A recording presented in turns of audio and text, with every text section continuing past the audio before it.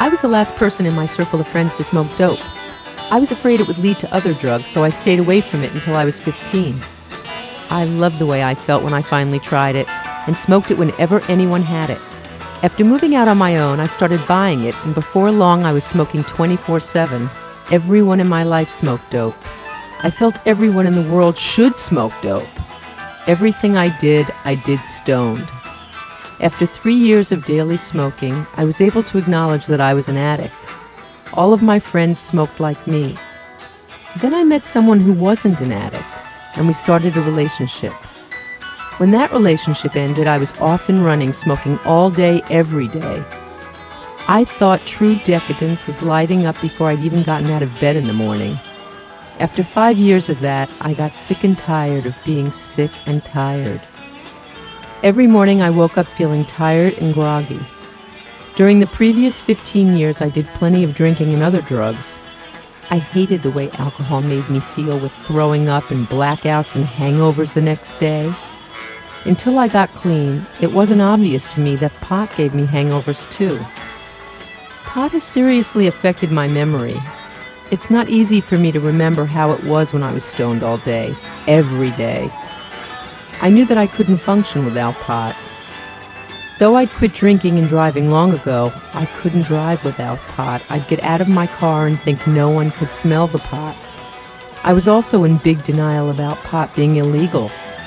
I don't remember ever being really scared about getting thrown in jail, which was in reality always a possibility. Another denial was the health consequences. I was a health nut who ate vegetarian and exercised regularly. My mother once confronted me, asking me how I could smoke dope when I wanted to be healthy. My addiction couldn't let in the truth that dope was far worse for my lungs than tobacco would be if I smoked cigarettes. In my job as a legal secretary, I just happened to work in a building where my boss and the 2 lawyers upstairs all smoked dope in their offices. It was heaven. If a client was going to come in, we'd smoke on the roof of the building.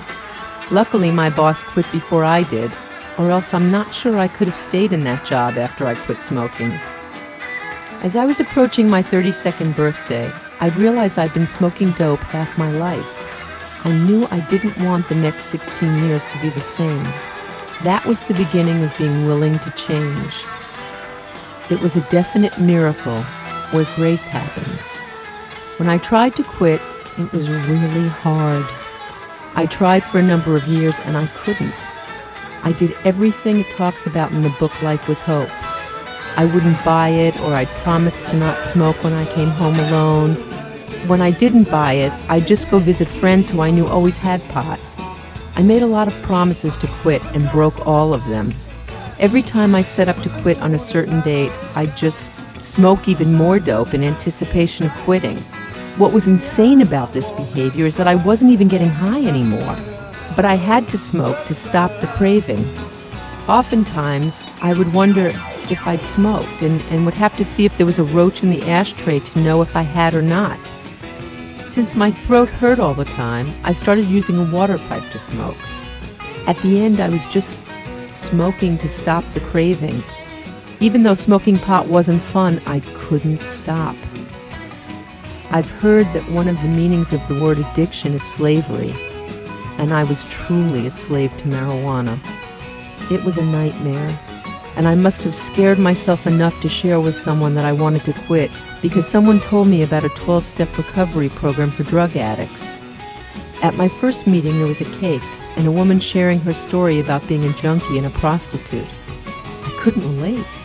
I looked for and found all the differences between myself and the other people in the meeting and decided the program wasn't for me. I didn't have a lot of the myths in my head like, it's not an addictive drug or it's a harmless herb, because I knew it wasn't. I knew I couldn't stop. 6 months after my first meeting, I dragged myself back to a second 12-step meeting, where I got the sense that I could do it with other people. That's what these people were doing in this meeting. They were helping each other and supporting each other to stay clean. I listened and I heard fellowship. I realized that, like them, I'm an addict. And like them, I can't quit by myself. I need the help of others. I had a stash of dope in the trunk of my car I had bought for a friend. I pinched a little out of the bag the next day and smoked it. That was the last time I ever smoked dope. It was suggested that I go to a 12-step recovery program for alcoholics, which I did. It was a good place to learn the program, but I never felt like I belonged. But I kept going to both kinds of 12-step meetings. I quit seeing the friends I smoked with. I remember visiting one friend, and she supported me by not smoking in my presence. But I realized we had nothing to talk about when there was no dope between us. Going to meetings enabled me to make new friends who I could relate to. Lucky for me, when I was about 4 to 5 months sober, I was in a meeting when a man made an announcement about a new program for marijuana addicts. Once I began going to MA meetings, I was home. MA enabled me to feel like I belonged in the 12-step recovery program for alcoholics as well. Addiction is addiction. When I got clean, I didn't know a thing about discipline or letting go. One of the first slogans that I latched onto was "one day at a time." Though pot wasn't working and I knew I wanted to quit, I couldn't imagine living the rest of my life without pot. But I could do it one day at a time, and I did. Slowly the craving left me, and it has not returned. Right away I knew the first part of the first step was true for me. I am absolutely powerless over marijuana.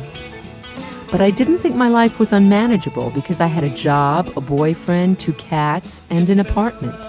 When I came to the second step, I had a hard time because I was scared and skeptical of the higher power stuff. I had given up on God when I found pot in high school. Pot had been my higher power. I knew I didn't believe in religion, but I couldn't understand the difference between spirituality and religion when I first got clean. When I was a child, I was told that God saw all, was everywhere, and knew everything. Since I believed God was an old man in heaven, I knew that he couldn't be everywhere at one time.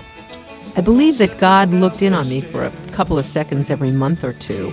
There were just too many people for him to be too concerned about me. But I had to watch my thoughts and my actions just in case he was looking.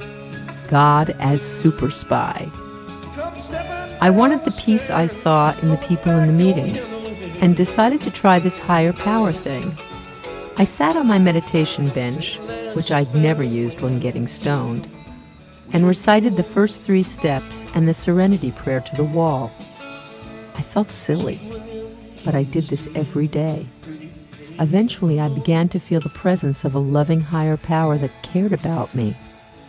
This was very different from believing God was outside of me and didn't have time for me. It was a thrilling experience to start a relationship with a higher power that I felt cared for me. I spent the first 4 years of my recovery trying to figure out what my higher power is. I first imagined my higher power to be 2 oak trees holding up a hammock. I would lie in the hammock being held. Finally, I gave up trying to figure out my higher power.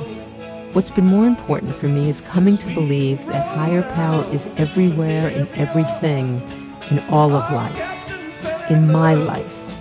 The first time I did the 3rd step, I truly believed this was a one-shot deal. I thought I would make the decision to turn my will and my life over to the care of a higher power, and I would be turned over for life. I didn't realize that, like staying clean, this was a one-day-at-a-time concept. Every day, I need to turn my will and my life over to my higher power. Every day, I need to make a commitment to stay clean and sober. For most of my life, I have been very hard on myself, always trying to make myself better. I never felt good enough. I believe if I just worked hard, I would be good enough, and then all of my problems would go away, and everything would be fine from then on. When I got to the program, I felt ready to do the 4th step right away so that I could hurry and graduate. While I was in the middle of it, I got my first sponsor, who made me start over with the 1st step. At first, I didn't like that. But she helped me see that I needed to have my life in the care of a higher power before I went digging around inside of myself. I worked on it for weeks and weeks. Luckily, I went to a meeting where an old-timer said, "Your 4th step shouldn't take more than an hour." I went home and finished within an hour. Shortly thereafter, I read it to my sponsor, which is highly recommended. I've heard someone say that sitting on your fourth step is like having a bomb in your desk. One thing I've noticed is that the first time people do a fourth step, it is never fearless. There's a lot of trepidation in this step. I've seen people wait years to do their fourth step because they're so afraid of what they'll find. What I found was that I was just like everybody else. I was able to see how critical I was of myself and others, and how that hurt me. It helped me let go of a lot of the guilt and shame and be more free in my life. I was able to quit thinking about things that used to gnaw at me. If anything ever came up that I remembered later, I would do another one. The first 4 years of my recovery, I did a fourth step every year.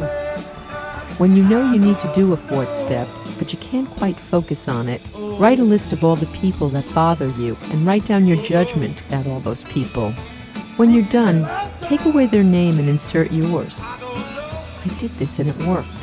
It's hard to swallow, but the things that bother me about other people are the things that bother me about myself. It's suggested in the program that you get a sponsor to help you work the steps. A sponsor is someone who has gone through the steps and has something that you want. My first sponsor was the first person in my life that I felt didn't judge me and who accepted and loved me unconditionally. At the end of every phone conversation, she would tell me that she loved me. It felt weird. She helped me learn to trust people for the first time in a very long time.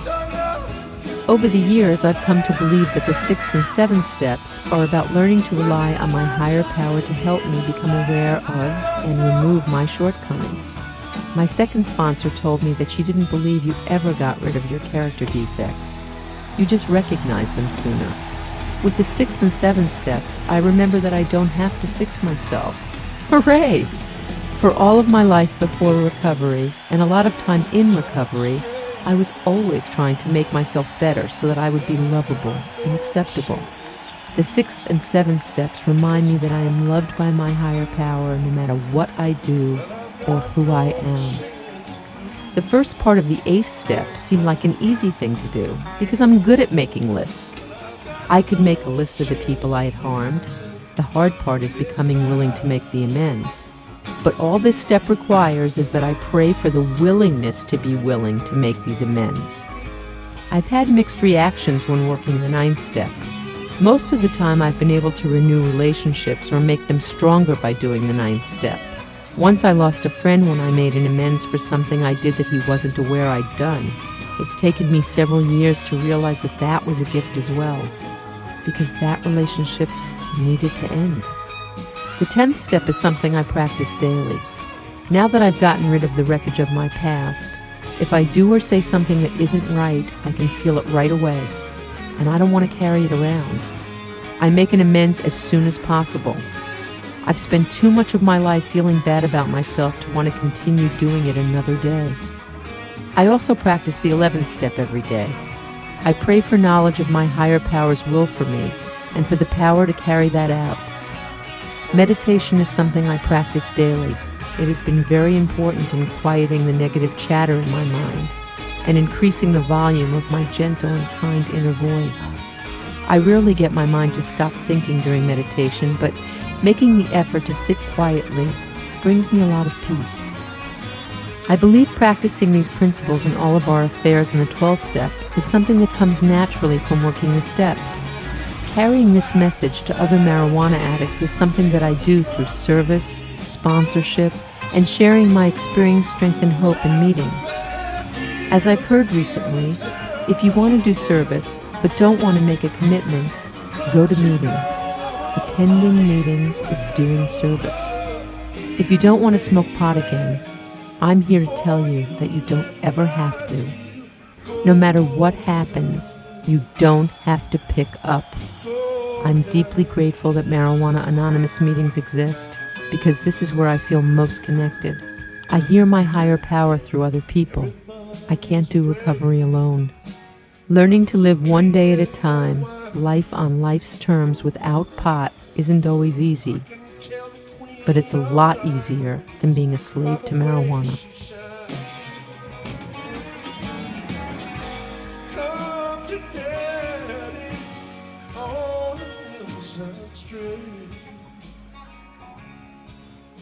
I've got no chance of losing this time.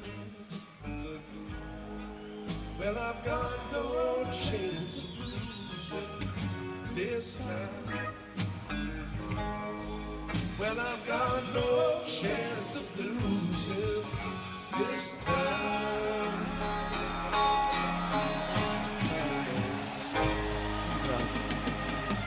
I can remember the first time I heard of MA. I was going with my friend Kay to a 12-step meeting for recovering alcoholics as a visitor in Orange, California. We were walking down the hall of a hospital, and my eye was caught by the word marijuana on the directory 50 feet away. I was so surprised that I walked up to it to see what it was all about. I giggled as I read the words, Marijuana Anonymous, 7:30 p.m. Monday. I didn't even know there was such a thing as MA. But every Monday night for the next 9 months, I thought about that sign. Although I was raised in a house free of drugs and alcohol, I was always eager to experiment with them. I never really liked to drink. It gave me a headache and tasted bad to me, but I did it anyway. I started smoking pot when I was 11 years old. My older brother and his friends were smoking in the backyard out of a pipe made from a kid's soap bottle and a piece of foil. I thought it smelled great, so I went out there and asked for some. They gave me my very first toke. I thought it was delicious. My head felt light and I began to giggle. In the years that followed, I tried every drug that was offered to me, but pot was always my drug of choice. I felt like I had found some kind of long-lost friend. I smoked pretty steadily from then on. I went through stages of using other drugs, but I always smoked pot. I was a stoner. Everybody knew it, and I was proud of it. Sometimes I would skip a day, but not if I could help it. I would do whatever it took to get high and stay high. I would hang out with people that I really didn't like because I knew they would smoke their weed with me. I went to the places I knew pot would be, and if there was no pot, I would leave to find it. I would save every cent I had to buy a bag of weed. Sometimes I'd buy a dime bag, sometimes just a joint. I spent many mornings trying to figure out where to get pot, and then the rest of my day getting it. I couldn't relax until I was high. I felt the most comfortable around other stoners, if you could call it comfortable. I didn't know anybody that didn't use some kind of drug.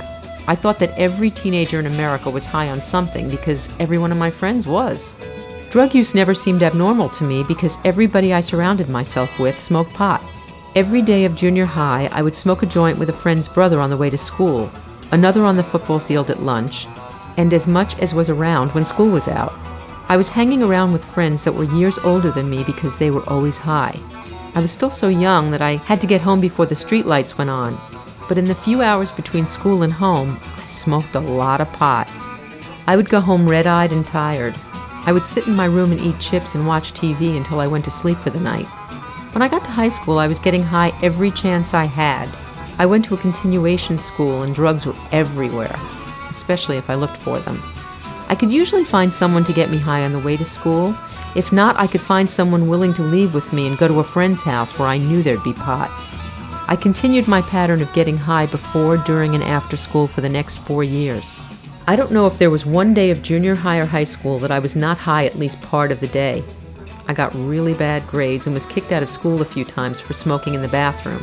But I was a stoner and very proud of it. All of my friends were stoners and all of their friends were stoners too. Even though I'm a smart person, I graduated from high school with a D average. After graduation, I went directly to college. I felt that I needed to be more responsible and in control of my dope smoking. I told myself that I was not going to get high in the morning or until my homework and studying was done. That lasted about 3 weeks. I would make excuses not to do my homework so I could get high. Then I found excuses to get high before school or between classes. I was also doing a lot of speed and drinking at the time. I would leave a class to go do a line in the bathroom, but I found that I was going too fast to go back to class, so I would go out to my car and smoke a bowl to bring me down. Then I realized I was too wasted to even go to class, so I left. I dropped class after class until I was on academic probation. If I ever did study, I was stoned. I never took final exams or wrote term papers. I spent 2 years making excuses and making mistakes. I was doing the same thing I had done all through high school. I decided to quit doing the speed and work for a while. I felt that I had tried college and it was definitely not for me. I found a job at an escrow company and made pretty good money for an undereducated stoner like myself. Now I could afford to buy weed. I went through an eighth every 2 days. But I was not getting high before work, so I felt like I was doing pretty well. The woman I bought pot from, Kay, became a really special friend of mine. And the fact that she too smoked constantly was a real bonus. I would smoke myself into a headache every day. I had a loaded bowl in my ashtray so I could get high as soon as possible after work. No matter how much pot I smoked, it was never enough to satisfy me. I would not just smoke until I was high, but I smoked until I could barely see. I smoked for the taste, for the relief, and just out of habit. I wasn't getting any higher, but I smoked more and more.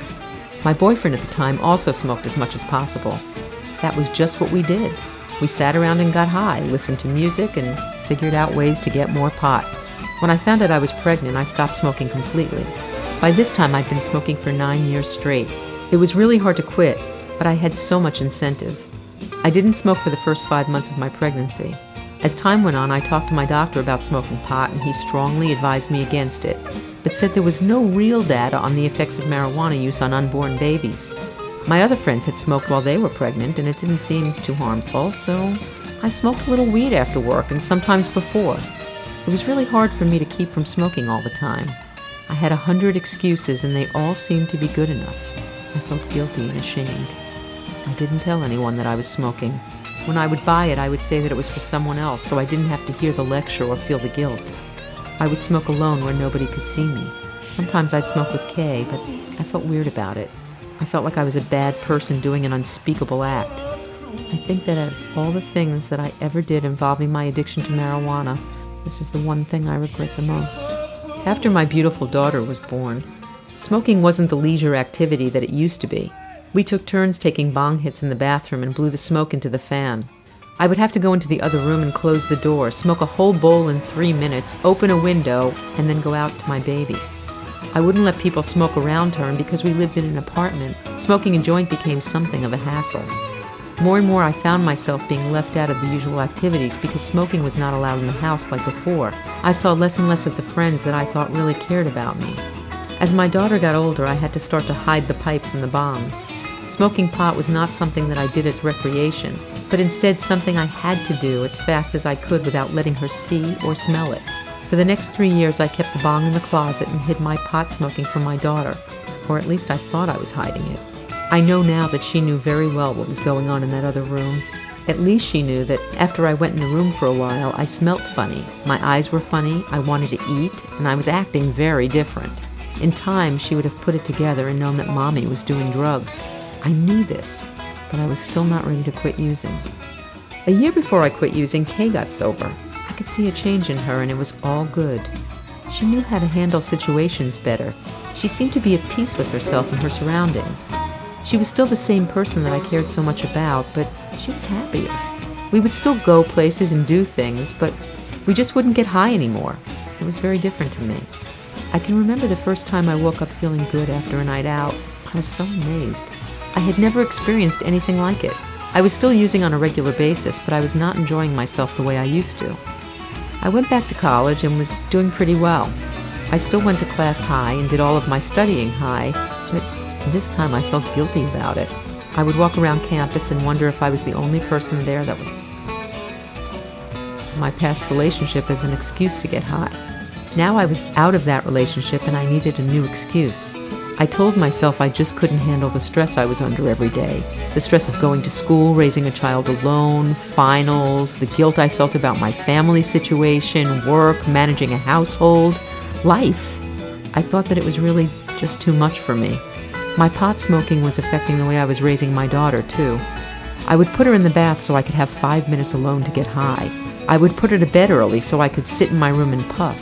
I used to get dressed, get her dressed, have my keys in my hand, and then run back inside to the loaded bong before I went anywhere. I planned my day around her nap. I knew that I would want to take a nap too, so I would get high first thing in the morning, and by the time I was burned out, it was nap time. If I had a break between classes, I would go to my car and smoke a bowl. I smoked a bowl on the way to the daycare center and hoped that nobody noticed the smell. My whole life was centered around smoking pot. I soon realized that I was living my whole life in a fog. I was not experiencing anything completely. I had talked to Kay about the program, but never really saw my life as being unmanageable. I never got arrested or lost jobs or had my family leave because of my pot smoking. I was getting decent grades and finishing all of my classes. To everybody around me, I seemed to be doing just fine. I was a functioning addict. I think I hit my bottom a long time ago and was living there while making excuses the whole time. I was lying to myself and to the people around me. I had thoughts of quitting for a long time, but never tried. There was always something that I couldn't deal with that kept me smoking pot. The truth is that I was scared to death of feeling anything. I went out with Kay to a New Year's Eve party for recovering alcoholics and had a great time hanging out with all the sober people. I was surprised that there were so many of them. They were not boring or old or even uncool. They were just like all the other people I had spent so many other New Year's Eves with, except nobody was throwing up in the corner or passing out in the bushes. It was a great way to bring in the new year. I woke up in the morning and smoked a bowl on my way home, and again, I felt guilty. I still was not ready to let go completely. I had lots of fears and doubts. I was afraid that my friends wouldn't want to be around me if I wasn't getting high. I was afraid of changing myself. I was afraid of doing things in a way that I had never done before. And what if I tried to quit and found that I didn't like the person I was without the pot? I met a really nice boy at that party, and he asked me out on a date. I was a little intimidated because he was sober, but I went out with him. After our second date, I came home and lay on my bed. I was so thrilled I could hardly stand it.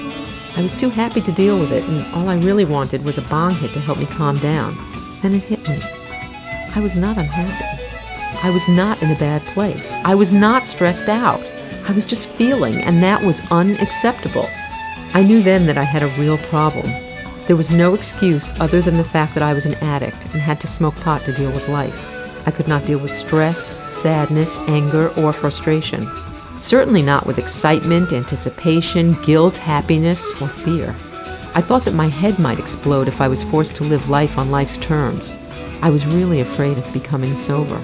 I knew how to smoke and party. I did it very well.